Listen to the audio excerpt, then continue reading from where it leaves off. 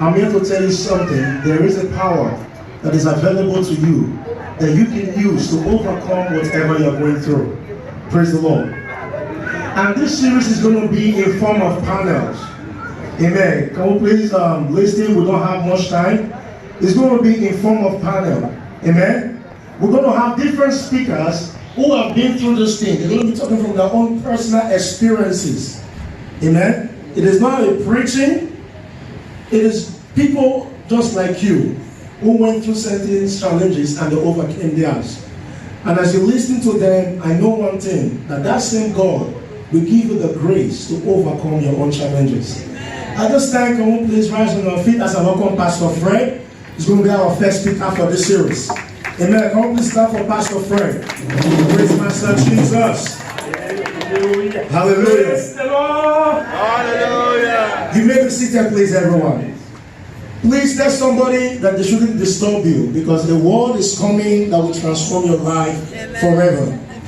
Pay careful attention because I know that God is about to do something. And today we're going to be talking about overcoming spiritual attack. It is something that everyone do go through in life.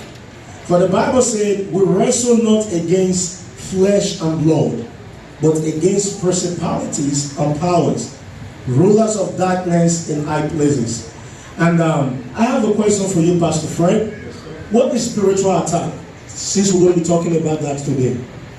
Yeah, when we talk about spiritual are invisible. Spiritual is not physical. So when attack comes from the spiritual in the invisible, and you see the manifestation in the physical, and people begin to ask, what is happening to you?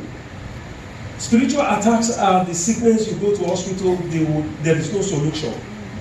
Spiritual attacks are attacks that you cannot really solve with money. So because it is spiritual, it has to be dealt with spiritually. Praise the Lord. Thank you very much for that answer, Pastor Fred. My first question is, what led to your own personal spiritual attack? I know you've been through a lot as a man of God. So what led to it? Praise the Lord. A lot led to it. I will start by using a verse in the Bible from Isaiah chapter 49, 24 to 26. The Bible talks about the mighty, and it talks about the terrible. And the question that was asked was, shall the prey be taken from the mighty, or the lawful captive be delivered? So, whatever the Bible says, it is true, because this is my personal experience. Today, many are preyed by the mighty. Some don't even know it yet. Praise the Lord. But some knows it, but they don't know how to go about it. But the Bible talks about the lawful captives. That is where I will start from this morning. Who are the lawful captives that the Bible is talking about? I will start with one. Those that kills. When I mean kills, when God said, thou shalt not kill, thou shalt not share my blood, it means you should not kill a soul. Every other thing you can destroy, but the soul of a man, you can never have it back, because it is created by God. These are the group of the first lawful captives. Why? Because they take a soul. How do we take a soul? We believe that you go, any man that kills, is a killer. But very few people among us has not killed. If you kill a human directly, you have killed. If you ever try to abort a child, you are a killer. And that makes you to be in the category of a killer, that person is a lawful captive. Now, who are the lawful captives? These are the people that has covenanted of self. Remember the time of when God made a covenant with Abraham. He said in Genesis chapter 17 verse 10 to 11, to seal the covenant was circumcision, and every man was circumcised, and indirectly a blood was shed. That seals the covenant. So any blood of human that seals any covenant, and whoever transgressed against it is a lawful captive. How do we shed blood today? Indirectly, but we don't know it. First and foremost, when you have let me take it in a simple way. When you go to Jerusalem with any man or any woman you are not married to, you are exchanging blood. And you open yourself for demon to come in. How do I know this? It's when during my prayers after the attack. Because can you tell us something about your own personal attack? You say what? Can you tell us something about your own personal attack? Yes, I'm coming to talk about that. The things that led to my attack, that is what I'm talking about now. What I did that led to the attack. Who are the lawful captives? That is what I'm talking about. Now, if you ever in any way have any man that ever taken a woman to Jerusalem, when I mean Jerusalem, the mature people knows about it. We want them to go to bed. You know what you mean? Go ahead. You take them to bed. The first man that shed that woman blood, if is a covenant, praise the Lord, because a blood is involved. If you read Colossians chapter 1, verse 6, 16 to 18, it talks about that. It said, if you join yourself with a harlot, you become one with that harlot. Praise the Lord. So if you join yourself with an evil person, you become one with that person. Whatever that is in that person automatically will transfer to you, because you have mixed your blood together. When you go to Jerusalem with the man that you are not married to, or the woman that you are not married to, you have made yourself a lawful captive. Because God said, flee what? Fornication. If it doesn't happen now, know that the devil is banking it. May the Lord deliver us in the mighty name of Jesus Christ. How do I know? Because as soon as the attack came, the people from the Marine gave me an invitation and said, when you finish with this, come over, we are waiting for you. Praise the Lord. So I joined myself with those people, and it was a battle. Now, who are the lawful captives? When you are now worship another God, when God said, if you look at Exodus chapter 20 verse 4, it said, don't worship anything, any image, either in the heaven or on the earth or in the sea. If you ever make a covenant and shed blood to that power or whoever it is or the image, that person have made himself a lawful captive. And they're going to come after that person. Praise the Lord. Now, what fortified the spiritual attack I went through was that I am from a family that is well known in Nigeria, in Benin. And it happens that my father comes from that circle, Obe. And from Obe there, most of us know that those people that are from there, they worship what we call the Enikao. And the Enikao, they are usually represented with a stick. I tell you, there is a demon behind it. You shed blood for anything that represents any idol, a demon is always there. if you remove that, if you remove whatever it is, and you don't share that blood again, it's going to be a problem. So it happens that from the family I came from, we were those that were worshiping that Inikao. And my father was the eldest.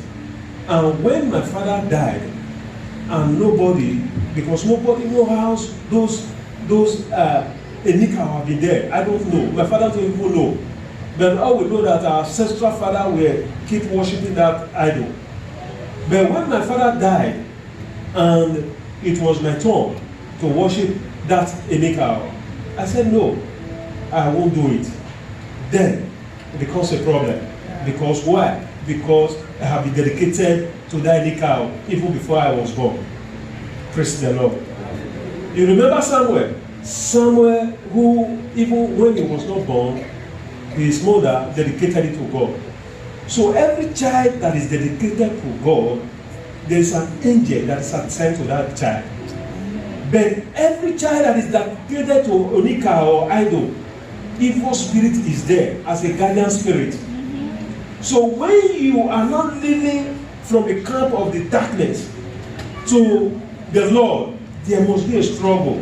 Because you will always say that, look, this person belongs to us. They come willingly. They shed blood for us.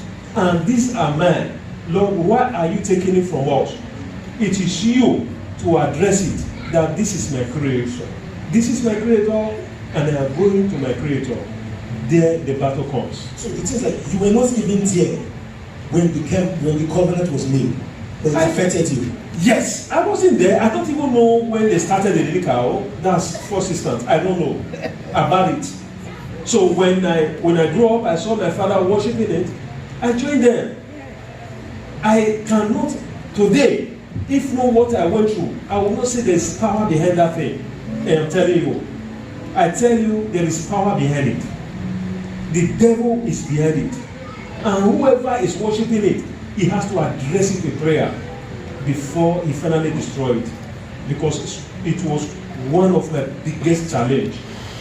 Then another thing that led to the problem that I really went through, because they were after my life, and what killed my grandfather, what killed my father, what killed my uncles. I tell you, and in my grandfather's lineage, I will say I am the eldest. You understand? Because at the age of 42, 43, the thing will kill them. It comes in different ways, either by sickness, either by accident, either by one thing or the other. It must come. And the age of 40, 42 is gone. Even as I'm speaking now, my younger brother is dead long time, since 2009, because he caught up with him. Now, let's talk about the attack. Before the attack, 2 years before the attack, I was praying and praying. I don't know what happened. I keep doing programs. I keep praying. I don't just know. Every week, every month, at least in a month, I must do a program. Sometimes 21 days, sometimes 14 days. I don't know why I was doing it. I was praying, I was fasting, I was reading the Word of God. Till the very day the attack came. But before the attack, I was having some series of dreams. Sometimes I see myself in the background. I see backgrounds. Every night, that was the dream I was having. Now, after those dreams, I also saw myself arrested. I saw a group of policemen arrested me, put handcuffs on my hand before the very day I had that encounter. And I began to wonder, and I'm praying, what is happening? Until, I don't forget this day, until on the 20th of November 2009. That was the day. 20th, on the 19th, I had a revelation. And in that revelation, I saw myself, I was escorted to a kind of boundary, a toll gate. And when I got to the toll gate, and I saw my late uncle that died a long time ago, and I said, look, this is your uncle, and this is the passport you use. This is the passport you are able to use. They gave me the passport, and they gave me some kind of pieces of meat to eat, dry meat, and I ate it, which was on the 19th. After eating it, I crossed that toll gate to the other side. After that, what I was saying was skeleton, was brown earth that was this red. is in a dream. That was in the revelation. I began to see it was like empty desert and nothing. So that was it. The next day, which was on the 20th, and the morning of it, I was restless. Even until my friends were asking me, what is going on with you? My spirit inside me was troubled. I was troubled. Till at about 7 in the evening, I couldn't eat. Even at the day that something happened, I was 8 days in fasting. I was fasting every day till that thing happened. That night, I said, look, I'm not going to sleep. I'm going to do vigil. From that 12 o'clock, that day I started a vigil till at about 2. At about 2, then the big day came. I saw like it was like an ant with a feather, and that feather I have never up till now in the physical world I have not seen that kind of animal. I have not seen it. They were coming, I don't know where they were coming from. They were pushing into my mouth, into my eye. Oh, I wasn't sleeping. This was like This was not a dream, but I was not sleeping. I was doing vigil, and they were entering my eyes, my mouth, every place in my body. They were entering. I said, God, what is this? Because I was confused. What is this? What is this? What is this? They were coming from the window, from everywhere. It was going to my mouth, my eyes. That continued for about 2 hours. So when it got to around 4 o'clock, I was tired. I said, okay, let me sleep. As I closed my eyes, not up to about 5 minutes, I heard like somebody took a sharp object, like a knife, and shook me into my heart. Oh! At that point, I don't know what was happening. Because then, 5 minutes to the time that attack, the second attack came, I was very sleepy. I wasn't sleeping like that, but it happens. When they hit me, I don't know what was happening anymore. I don't know the time I spent. I don't know the time it lasted. But I woke up with one song. The joy of the Lord is my strength. The joy of the Lord is my strength. The joy of the Lord is my strength. The joy of the Lord is my strength. I woke up and I got up from bed. I staggered. When I staggered, within me, I felt that blood was gushing out of my heart into my body. This physical. I felt blood was gushing out from my heart to my body. I relaxed till in the morning. Then that's when the battle started. On the street, if I'm walking to look at somebody took a stone and hit me from the back, and I won't see anybody. It was torture here and there. So I decided, I said, look, I have to go home. Because then I was in Europe, in Poland. I went back home and I started prayer. That's how it happened. Thank you very much, Pastor. I just have two more questions for you concerning the attack. So, did you say that physically you experienced the thing that you saw in the dream? Physically, I saw an ant that ant now I have never seen in the physical range. But that one was just crossing into my mouth. That was the first one. Then the second one that night was when they hit me on it was like I was trying to doze and I wanted to go to sleep when that I felt that somebody they shook me in the heart. Thank you. The physical one was the ant. I cannot really up till now. I have not seen them and I cannot see them. That object is not even the physical way. Thank you. But I saw them. Wow. So the spiritual attack can be seen physically. Yeah.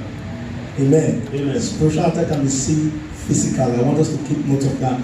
So my next question would be, sir, so you went back to Nigeria. So how did you overcome this attack?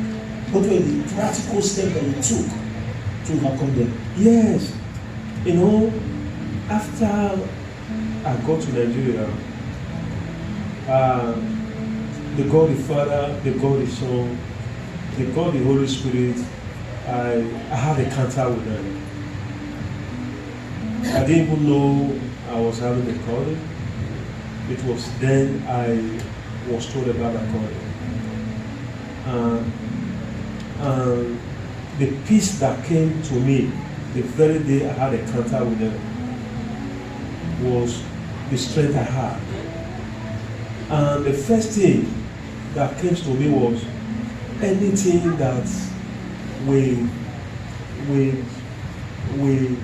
break that relationship with our God, I have to deviate from it.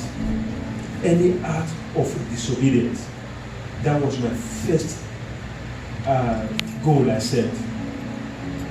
Because the Bible said in 2 Corinthians chapter 10, from verse 6 or verse 5, it said, if you want to avenge any disobedience, you have to first of all complete your obedience. You have to be obedient yourself before you can avenge any disobedience. So what happened was, I have to abstain myself from anything that will make God to be angry with me.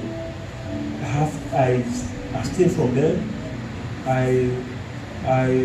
Anything at all, any trace of sin, I was very, very careful because I know that my life is at stake this time. And I know that what was chasing me to kill me was bigger than me. So then I embarked in prayer. Prayers, sometimes I can go for 3 months just fasting and prayer. Sometimes then I can even go for 7 days dry without taking water. Sometimes it is not advisable, please, but I did it out of desperation because what was chasing my life, I vowed to myself that by the grace of Almighty God, and I'm going to overcome it. Amen. So I took extraordinary steps to make sure I overcome it. So I was doing programs and I was always in the house of God. I was obedient when they set a time for worship or prayer, even if it's 6 p.m., I'll be there even before that 6 p.m. Amen. So I was obedient. Then another thing I did was to pray with the word of God. Because when you pray with the word of God, Satan, any power cannot stand the word of God. Not your word, but the word of God. Every power bows to the word of God. So the word of God was the center of all that gave me the power to overcome that challenge. To the glory of God, as I'm speaking now, no member of my family died anymore. Because as I was praying, so I put them along. You know, I pray for all of them. I pray for the family. So I was using the word of God. And what Satan and those kingdom of darkness hate is when you use the word of God to pray. Because as the word of God comes out, it is God himself, and it addresses every situation. And what gave me victory also was patience. Because a lot of people gave advice because it was become open to everybody, you know, because they tried every way. They wanted to kill me, and I did not die. They brought madness. You know, sometimes I will be in a room, I will laugh all night. People begin to observe that this is not normal. And me too, I know it was not normal. Because I see things that make me laugh. I see things that make me to you know, though other people were not seeing it, but I was seeing it. And I was laughing. I would laugh all night. In the day, I would start to laugh. So until people begin to say outside, people were telling people outside, look, this guy that is in your house, this guy is man. Oh. Because what helped me also, I keep away from family members. I went to Nigeria, and my mother, because my father was late that time, my mother never knew I was in Nigeria. None of my siblings know that I was in Nigeria. I went into hiding. I went to a different place where they did not know me. I met another friend that did not know even my family. So they were not saying, if this guy got mad now, what will happen? Why don't you look for his family? I told her there, I said, be careful, be patient with me. It's just a process, it will go. So I was patient. I was addressing it with prayer. Gradually, those things begin to go away. Amen. All those images I was seeing begin to disappear. So then the next thing was my body. My body was like, you know, somebody that you put on what do I say? A pavement, you know, then you set a fire under it.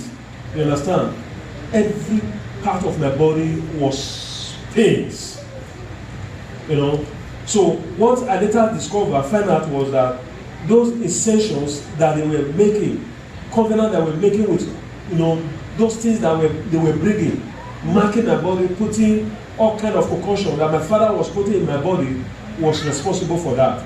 So that was the enemy inside. He began to battle with me. I began to pray about essential.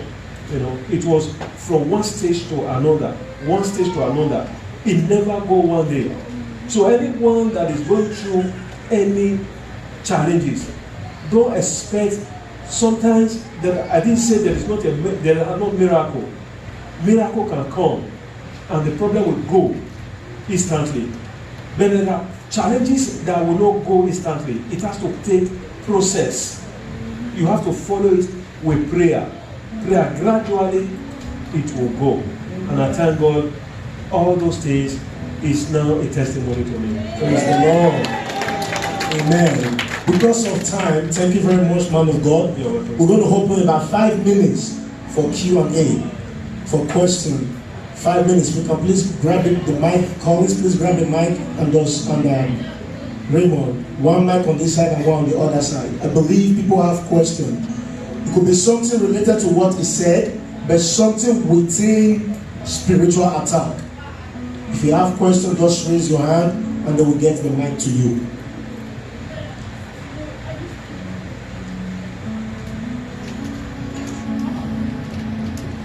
My question is very simple. I just want to know, why do you choose to have always a carpet, mostly you know, have some of that people and the Lord will assist you? Why do you choose doing it just say don't have it? Thank you, sir. I then went to the man of God. The first man of God I went to was Dr. Olukoya, the Jew of Mountain Miracle, Mountain of Fire. He prayed for me 101, hold my hands. I left. When I left, the problem remains. I went to the convention of Baba Adeboye. He called my case. I came out and he prayed. Immediately I left that camp, the problem came back again. And I went to a mountain at Ede. The man of God there, they prayed for me. Immediately I left that mountain, the problem came back. So I decided this is a battle they have to pray, they have to follow prayer. Thank you very much, man of God. In other words, it's good to meet men of God that will pray for you, but we have our own responsibility too as believers. A man of God may pray for you. Don't just stop and say, they have prayed for me, for that reason I'm praying. No, continue in prayer. Our mother in the Lord, she said this thing all the time. Know your Bible for yourself. Pray for yourself. Amen. Thank you very much for that question. Maybe we can take maybe 2 more questions to round up. You have a question? I think you somehow summarized the question already. My question now is that since you've gone through a series of men of God, and when you come back, the same stuff still persisted. So, how did you get out of it? Then, two, in the process of the storm you went through, did you at the end of the day get in touch with your family? Did they get to know what you're passing through at the end of the day, any of them?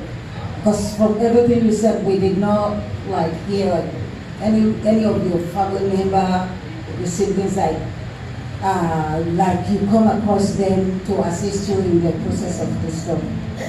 Thank you, Lord. The first question, if I get that question correctly, those men of God I went to, they have their own anointing. But I believe that why that trouble did not go was God allowed me to go through it so as to be able to do His work perfectly. That's what I believe. Yeah. Okay. Sorry. So that means that does not mean that the prayer they prayed for you is not. No. It is. I see it as my calling has to be revealed through that process. You know, when you go through something, so when other people are going through it, you'll be able to know what to do and how to advise them. So that's the reason I felt that those prayers did not work, but God wants me to have those experiences. Thank you very much. One more last question that we'll round up. The second question. The second question if your family was involved. The second question was this. My family members, though some of them know that I was in Nigeria as at that time. And the evil ones wanted me to come to my place of birth. Like my mother immediate junior sister, and one of her auntie also. They know what was going on because I too know what they know. Because one thing is this: when you begin to really be closer to God, the first thing God will do for you is every person you see, every man you see, in the spiritual realm, it will reveal who they are to you. The way they are, the Lord, not the physical way, but their spiritual life, God will reveal it to you. So what happened was, I happened to know the spiritual life of every member of my family. And those ones that are really evil, those ones really wanted me to come home because they were, he said, the Bible said, the enemy of a man is the member of his household. So those ones were the ones that were the contractors. There are so many things I need to say here, but there is no time. So those ones were the contractors, and by the grace of God, God defeated them. And some has even went to not to be with the Lord, to be with the devil. Praise the Lord. Thank you very much, man of God. Because of time, if you have any question, you can text us. Just let us know. You can write it on the. You can send a message to the church Facebook page, and we will respond to that question.